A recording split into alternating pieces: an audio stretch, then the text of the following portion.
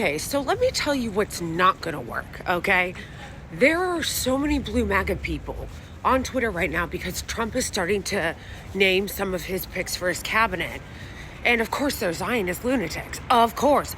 Trump was always gonna pick Zionist lunatics because he's also a Zionist APAC hack, okay? This is not shocking.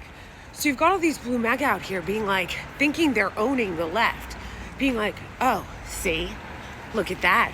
He picked Elise Stefanik. See? I thought you guys cared about Gaza. Say, we told you. No, bitch, we told you. First of all of our elected officials are owned by AIPAC. That's number one. So let's just set that out.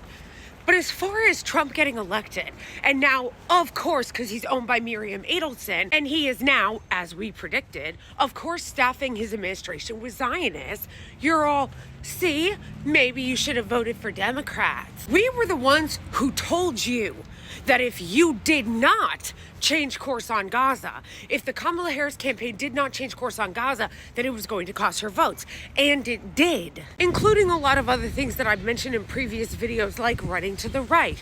So this isn't going to work. This whole trying to blame the left for Democrats' loss is not going to work. I know that you guys have been grieving her loss, so you've been using that as an excuse to act like psychopathic, deranged lunatics on here for the last week. But no, it's not going to work. You're not going to blame this on the left because you chose to ask nothing of this campaign. You chose to just say it was Brad. You chose to just say it was joyful. And any criticism that we had before the campaign that said, hey, you guys really should do this if you don't want her to lose, you shut down and ignored. And now you guys are trying to blame your epic, embarrassing loss, decisive loss. You guys are such bootlickers to power that you would rather try to find anyone else to scapegoat instead of actually holding the people in power accountable. Because, you know, holding people accountable is only for random strangers on TikTok, not people running for political office or the rich. We know that Democrats are going to move to the right after this.